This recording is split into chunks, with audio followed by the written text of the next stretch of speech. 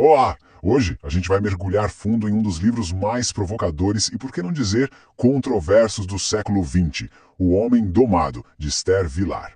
Para começar, o livro já nos joga direto em uma ideia bem intrigante, o chamado paradoxo do escravo feliz.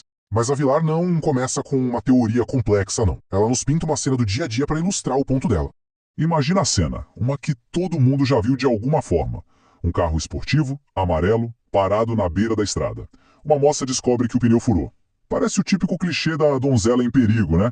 E aí, como se fosse um roteiro, um homem, para ajudar. Ele resolve tudo, troca o pneu, acaba sujando a roupa, se atrasando para o seu compromisso, mas... E aqui tá o pulo do gato da Vilar. Ele sai de lá se sentindo feliz, se sentindo superior, competente. É exatamente nesse ponto que a Vilar vira a mesa. Ela usa essa cena aparentemente banal para lançar a pergunta que guia o livro inteiro. Se os homens são os fortes, os inteligentes, os criativos, por que são eles os explorados pelas mulheres e não o contrário? Certo? Para entender a resposta dela, a gente primeiro precisa entrar na lógica de Vilar.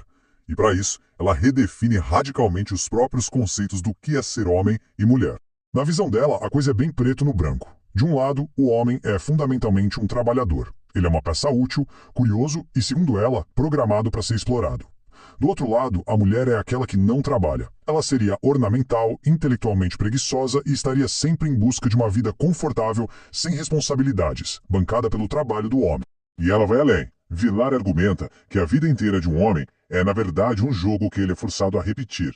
A carreira, os hobbies, tudo não passaria de truques de circo que ele foi treinado para executar com um único objetivo: ganhar dinheiro para a mulher que o explora. Tá, mas como é que essa domesticação, como ela chama, acontece na prática? Vilar descreve um processo psicológico bem sofisticado que, segundo ela, começa lá na infância.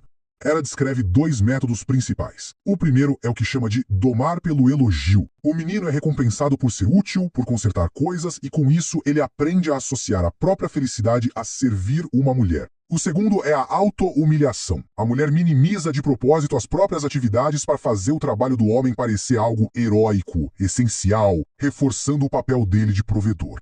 E olha que interessante, Vilar chega a criar uma espécie de dicionário para traduzir o que ela chama de linguagem secreta da mulher.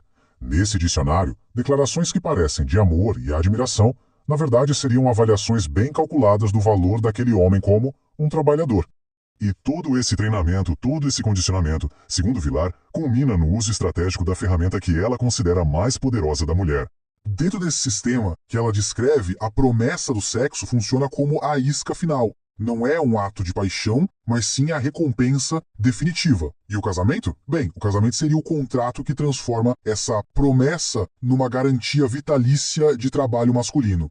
E o mais curioso é como isso é reforçado psicologicamente. O homem seria condicionado a acreditar que o prazer dele é proporcional ao quão cara ou valiosa é a mulher. Assim, o casamento com uma mulher muito desejada se torna o símbolo máximo do sucesso dele como provedor. Ok, então quando a gente junta todas essas peças, o mundo que a Vilar descreve é um sistema de controle bem amarrado, coerente dentro da sua própria lógica, ainda que profundamente cínico.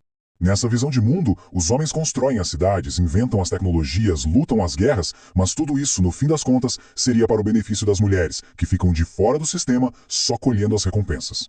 E para não dizer que era só teoria, Vilar usava dados econômicos da época para apoiar a tese. Ela apontava que nos Estados Unidos as mulheres já controlavam mais da metade da propriedade privada. Para ela, isso não era uma coincidência, mas a prova cabal dessa transferência sistemática de riqueza do trabalho dos homens para as mãos das mulheres. Claro, é fundamental lembrar, a obra da Vilar é uma polêmica, não é para ser lida como um estudo sociológico, mas as suas afirmações radicais, que causaram um verdadeiro rebuliço internacional nos anos 70, com certeza nos forçam a refletir.